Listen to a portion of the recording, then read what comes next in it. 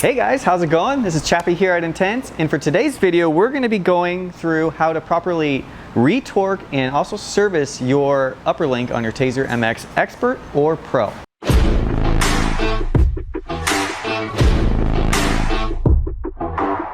Alright, so the first process we're going to go over is how to properly retorque our top link. So we're going to take our 3-way with our 5mm tip, and we will start this by removing our cone spacers and our 5mm Allen head bolts.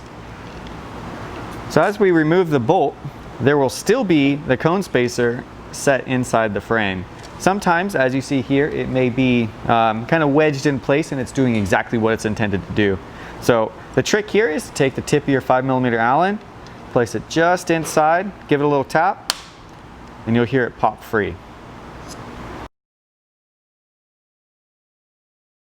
Now that we have our pivot axles exposed, what we're going to want to do is take our 8mm Allen tip on our torque wrench, and step one is we want to actually break these free. So we want to reduce the torque value. Not too much, just a quarter turn is all that's needed there. Then what we'll do, reverse our torque wrench, and then we will go through the next step, which is actually retorquing that pivot axle. So we'll go ahead and reset our torque wrench to 7 Newton meters. We will take our torque wrench. There's no preferred sequence here, either or is just fine. Go ahead and get that to 7 Newton meters. 2 clicks is all you need. Again, same thing here. 2 clicks. So we'll put both of those in place. We will set our torque to 11 Newton meters. We're going to move to our removal and service of our top link system. Make sure our chain is on the smallest gear of the cassette, which it already is. So we'll take our 5mm, remove our rear axle, let that rear wheel drop down and out. Then we'll set our rear wheel off to the side.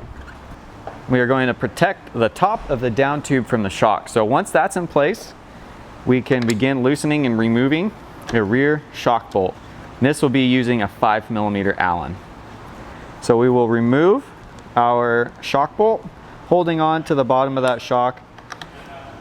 Once that's out, we can gently set our shock down. We're going to go ahead and remove our cone spacer bolts.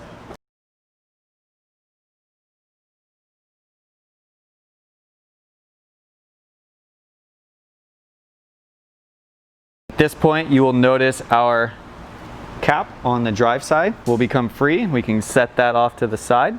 As we do this, just keep in mind that there is 2 spacers, one on this side and one on the other side, that go between the rear triangle and our top link. So just make sure as we pull this out, we take that into account. Slide that rear triangle out of the way. We'll grab our 2 spacers. We'll do the same process on the upper pivot.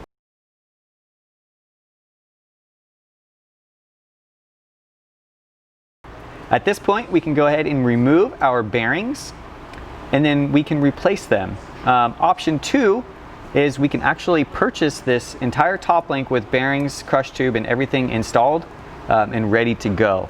So there is 2 options there. If you feel inclined to go through an in-depth service and press bearings out, that is an option. There is also the option to purchase the top link with everything ready to go. So in this case, this is ready to go, so we will go ahead, prep this top link, and then we will go through the reinstallation process. Get everything cleaned up, make sure there's no dirt or debris. We will put 4 points of grease on our spacer here, simply to help hold these spacers in place.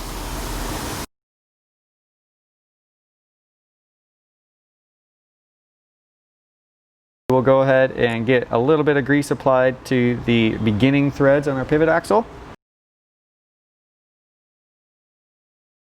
So we want to keep these surfaces here free of grease, and the reason for this is these are the locking surfaces that engage the front and rear triangle. So just as we removed, will come directly in line underneath of those pivot axles, that pivot axle point, and we will slide it into position. Once we get the pivot axle in position, we always want to start the first thread or two by hand. Slightly push that top link forward, bring your rear triangle to match.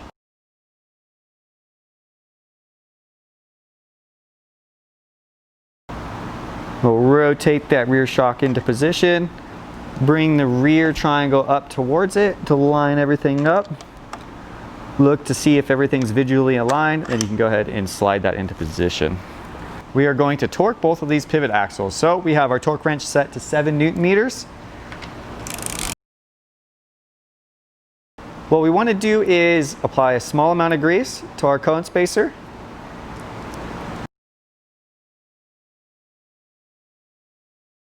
We're going to come back with our 5mm Allen tip on our torque wrench set to 11 Newton meters. We're going to bump the torque wrench up to 16 Newton meters.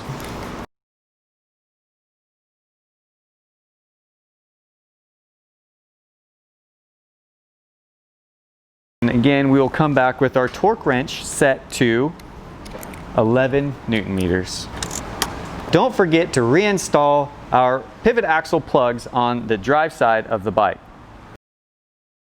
All right, so there you have it. We successfully completed the retorque in service of our top link on our Tazer MX Pro and our Tazer MX Expert.